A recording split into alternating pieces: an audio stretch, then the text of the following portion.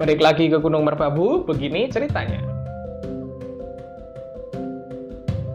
Berawal melihat galeri foto pendakian Gunung Merbabu via Selo pada tahun 2015, ini alasan saya merindukan untuk kembali. Saat itu, pendakian dilakukan pada bulan April di musim penghujan. Bersama teman kuliah, pendakian itu beranggotakan 15 orang. Akan tetapi kami hanya sampai pos 3 saja, karena rombongan saat perjalanan mengalami cuaca buruk, hujan deras, dan angin kencang. Beruntung saat badai tidak ada teman yang terkena hipotermia. Semua sudah was-was dengan adanya tenda kami yang mengalami kebanjiran, ditambah rem tenda yang mengalami patah, kami pun tidur dengan basah kuyup. Ya, itu jadi momen yang sangat berkesan. Kali ini vlog perjalanan kembali lagi ke Gunung Merbabu via Selo.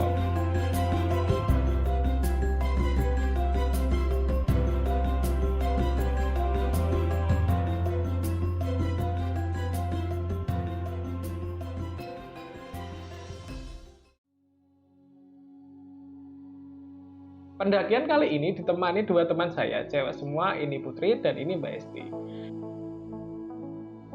Ini pertama kalinya teman saya si Putri naik Gunung Merbabu via Selo, kalau Mbak Esti sudah pernah naik Gunung Merbabu pada tahun 2009. Karena berangkat malam menuju base camp, kami menyempatkan belanja kebutuhan logistik untuk pendakian nanti.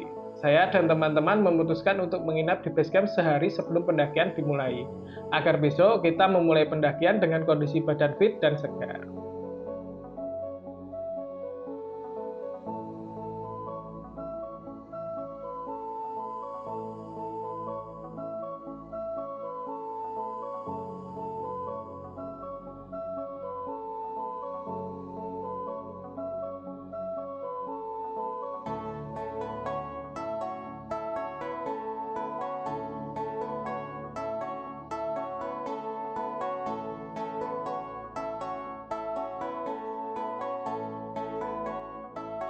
Selesai belanja, kita langsung gas ke base camp untuk menginap satu malam.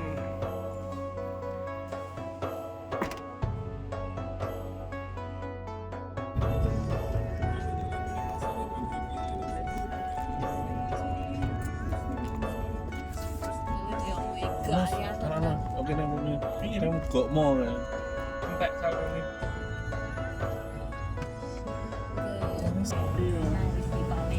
Iyalah, harus pamer.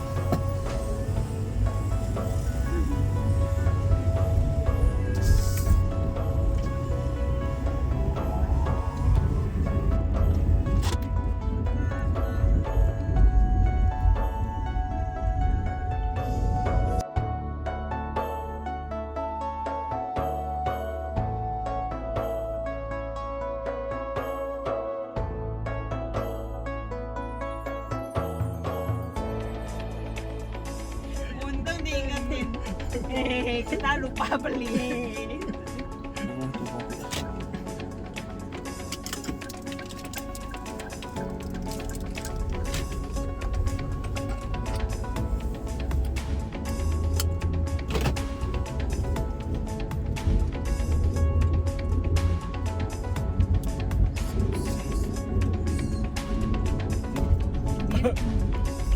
Emang jalur lama tuh? Ini saya jadi nggak? Ya, jalur lama. Jalur baru. Lihat. Orang ngerti ya. Tuh biasanya kan tak belok kono iki langsung kan tuh. Kok minjem. Kayak ngomong ini. Daging ngomong ke malah buat aku yang melu. Ini oke. Mosok Mas. Hmm. Makanya aku digeombo kuwi. Mas gosip ya, ini sih. Bareng enggak lah. Nih dalan.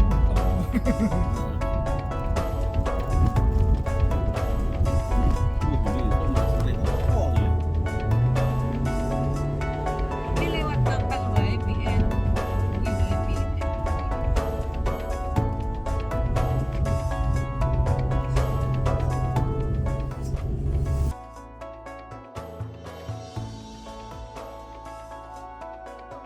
Perjalanan dari Semarang menuju basecamp Gunung Merbabu via Selo menempuh waktu 2 jam menggunakan roda 4. Basecamp Gunung Merbabu via Selo terletak di Desa Tarubatang, Kecamatan Selo, Kabupaten Boyolali. Sesampainya di lokasi, berhenti dulu untuk membayar tiket masuk ke desa. Tempat menginap kami malam ini ada di basecamp Kang Tisna. Dikarenakan sampai basecamp jam setengah 1 malam, kita langsung beristirahat. Berhubung teman saya cewek semua dan membawa 2 carry 55 liter, 1 diepack dengan bobot yang bisa dibilang berat bagi orang yang belum memiliki pengalaman naik gunung, apalagi ditambah jalur pendakian Gunung Merbabu via Selo sudah banyak berubahnya, kami memutuskan untuk menggunakan jasa porter drop lokal agar mengurangi beban saat pendakian.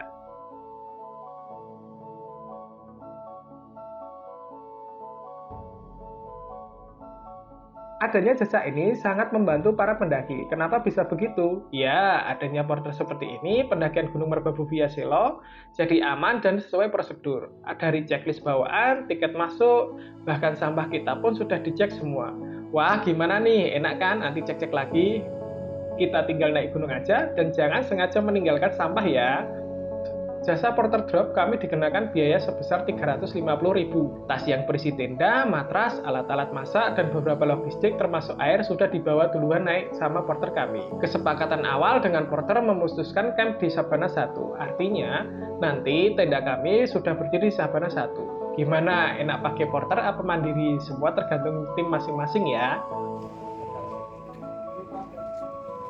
Sekarang jam 9 kurang 15 menit. Persiapan naik Gunung Merbabu via Selo. Sekarang berada di basecamp siapa namanya? Kang Tisna. Basecamp Kang Tisna sama teman dari Semarang. BST. Kebalik Putri. Ini paling jauh dari Kalimantan. Pendakian hari ini weekend berbarengan dengan open trip yang membawa 150 orang peserta. Pagi ini ada 3 open trip yang akan melakukan kegiatan hiking. Wah, pantas saat kami bangun tidur, basecamp sangat ramai. Saya packing dan sarapan pagi, kita memulai berangkat menuju pintu gerbang pendakian.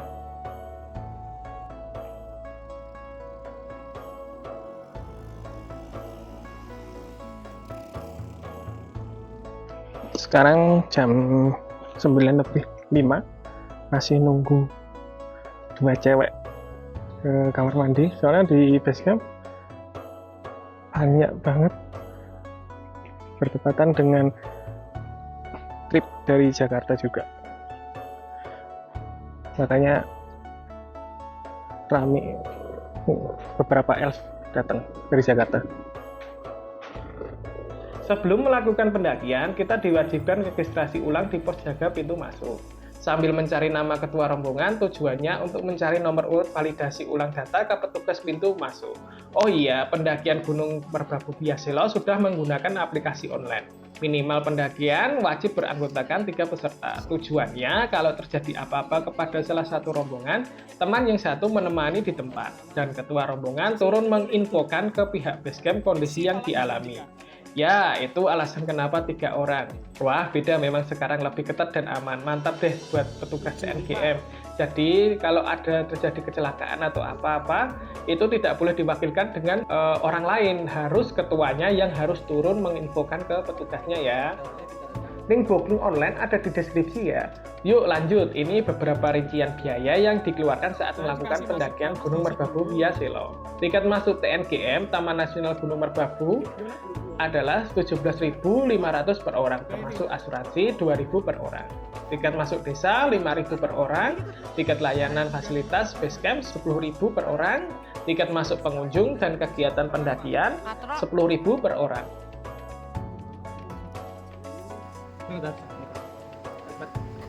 Tiket gratis sudah beda dari 2015. Yes. Yuk lanjut.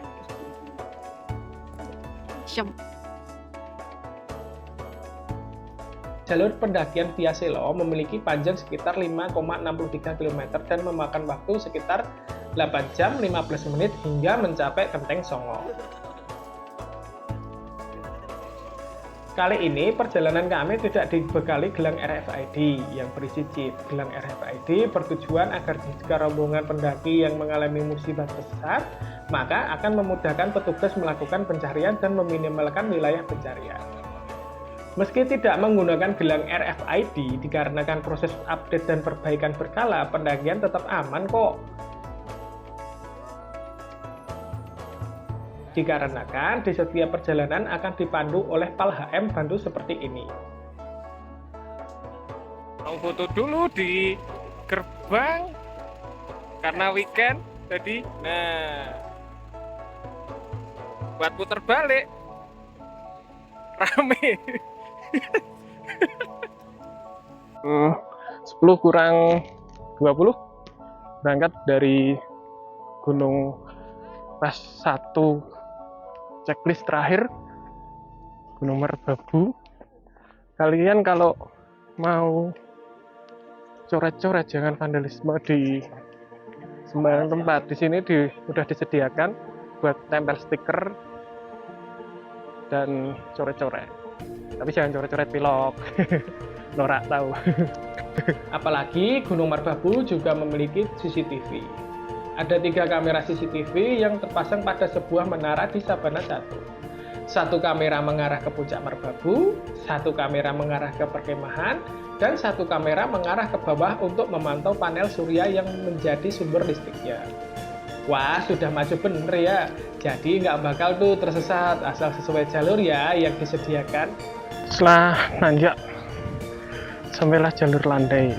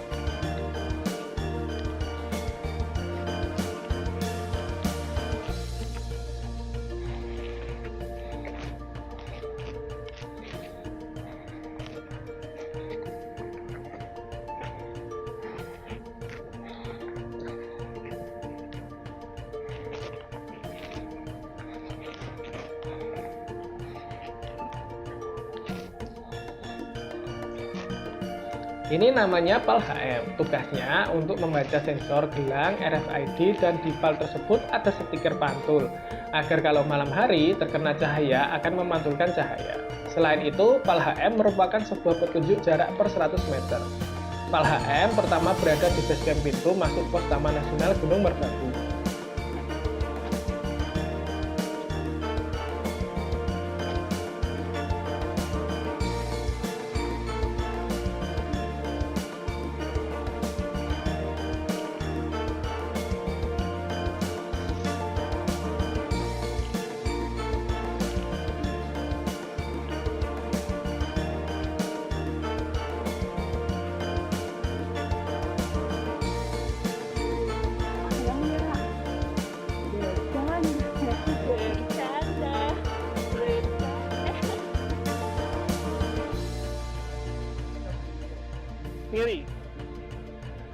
Kiri, udah pas.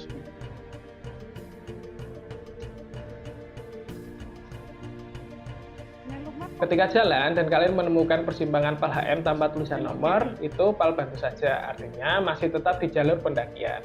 Ketika menemukan pertigaan seperti ini, belok kiri ya teman, karena Pal bantunya ada di sebelah kiri.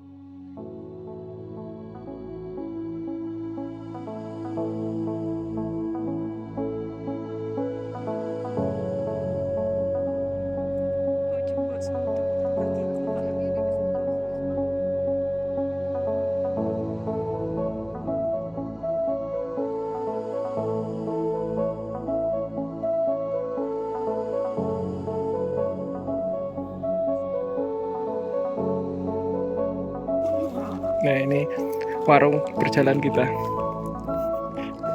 Bawa tas kecil cuma jajan di sini. Warung berjalan. Sampai di pos. Bukan ya? Persimpangan lintasan satwa.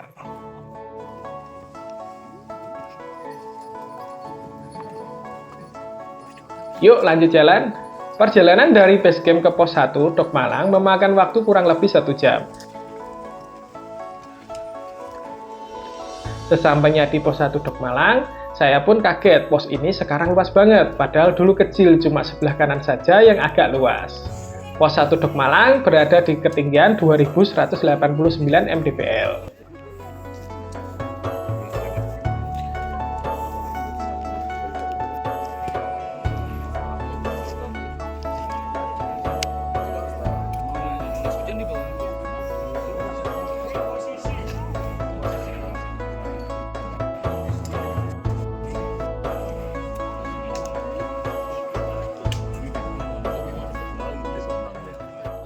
Sampai pos Dok Malang pos 1 nomor 2. Kota Petik Fir. Nangan sih, makan dulu.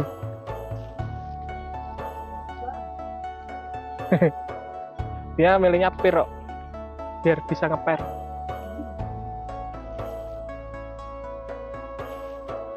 Sekarang jam setengah 12 sampai pos Dok Malang. Cuaca agak mendung. Banyak ya punya ya. Siapa foto di sini, Mbak? Udahlah. Engko dah, oke, engko. Banyak enak banget. Rame. Ya karena Sabtu. Berbau biasa loh.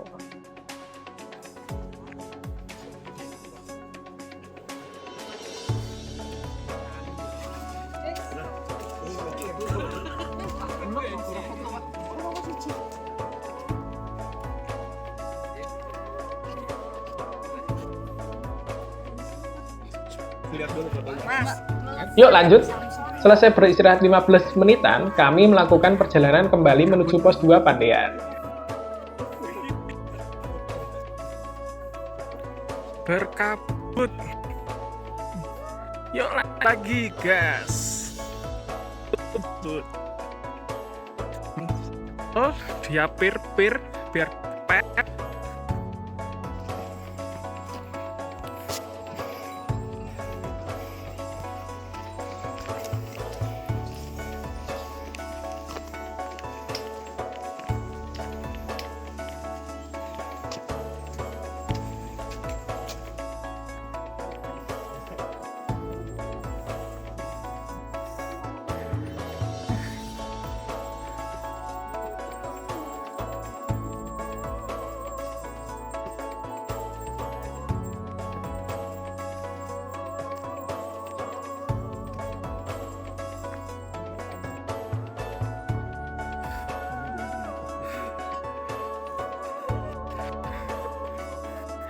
Coba tarik, Bul. Blak buri dek. Masya coba tarik begeblak deh.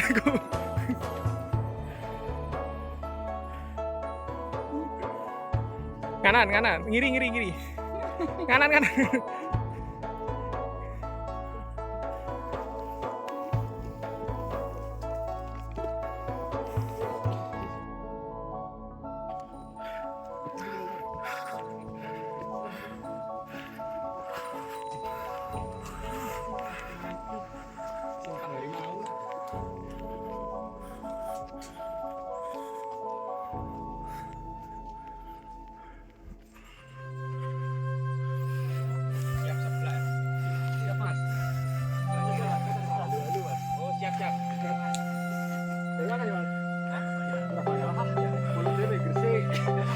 Sampai pos Simpang Macan. Puncak 4 jam. Pos 2 masih 40 menit dari sini.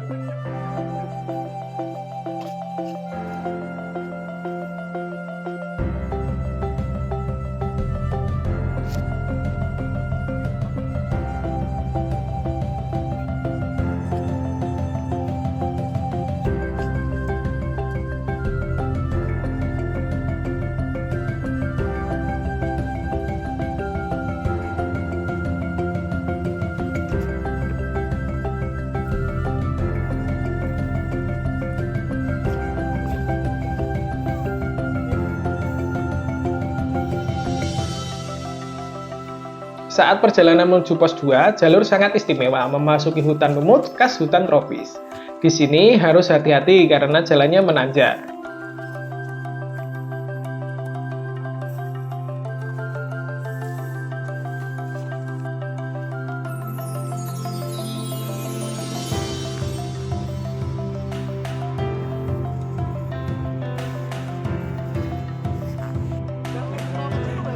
Sesampainya di pos 2 Pandean, kami istirahat sebentar sambil menikmati alam sekitar yang mulai kabut. Pos 2 Pandean berada di ketinggian 2412 mdpl. Sekarang jam 1:10 sampai di pos 2 Pandean. Cuacanya sangat kabut. Mulai dingin. Karena tempatnya ramai, lanjut jalan. Perjalanan dari pos 1 Dok Malang ke pos 2 Pandean membutuhkan waktu kurang lebih 1,5 jam. Selesai beristirahat, kami melanjutkan perjalanan kembali menuju pos 3 Batu Tulis.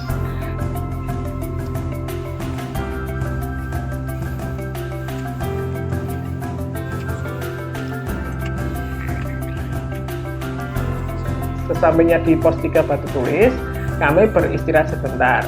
Karena cuacanya sangat enak untuk berhenti sambil menikmati suasana kabut siang menjelang sore. Sejenak saya jadi keingat dulu saat ngecamp di sini dan terkena badai. Benar kata orang, gunung itu tidak akan kemana-mana, tapi mendaki gunung bersama orang-orangnya itu yang selalu dirindukan. Kalau langit sedang cerah, Gunung Merapi sudah kelihatan dari sini. Sekarang jam 2:15 sampai di pos 2.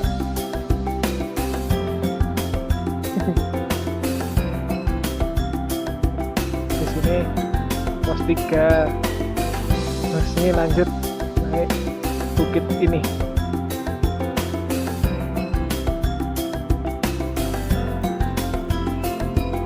Pos 3 Batu Tulis berada di ketinggian 2593 mdpl. Perjalanan pos 2 ke pos 3 memakan waktu kurang lebih 1 jam. Sering kalau ke tempat wisata ada vandal-vandal, itu pasti ada nama selfie. Misteri selfie itu ada di mana-mana, meresahkan. Selfie lagi nih, Rian selfie itu kenapa sih?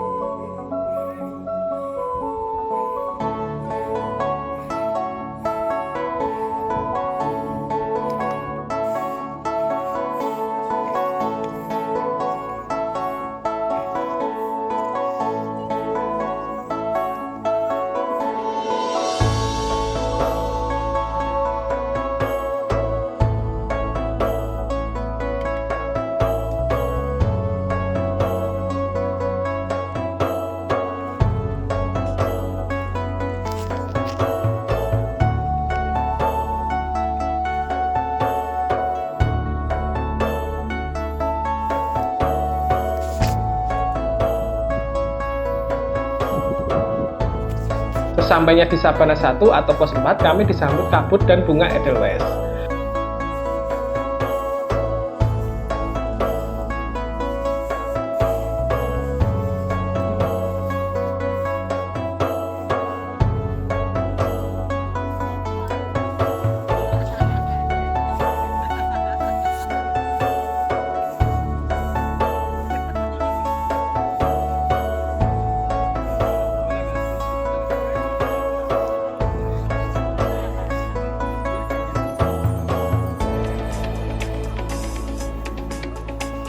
Lalu kami mencari tenda kami yang sudah berdiri.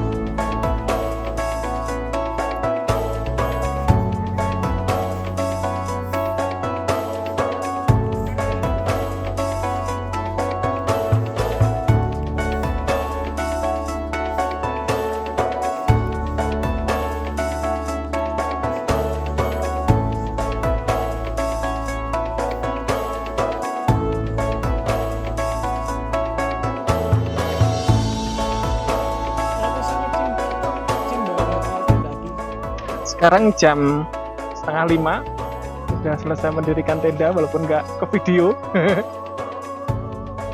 Sekarang siap-siap mau masak. Kita ngecamp di Sabana 1 ya, karena kabut yang udah mulai datang. Kita persiapan untuk makan sore karena siang nggak makan.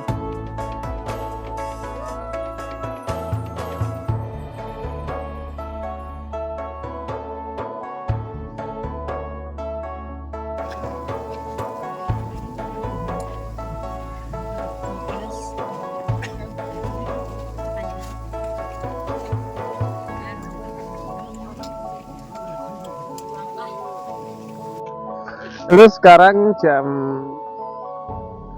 6:45 mau jam 7 setelah selesai makan dan santai-santai tadi lanjut untuk istirahat karena besok bangun jam 3 untuk persiapan summit. Terus nanti paling kita berangkatnya jam 4.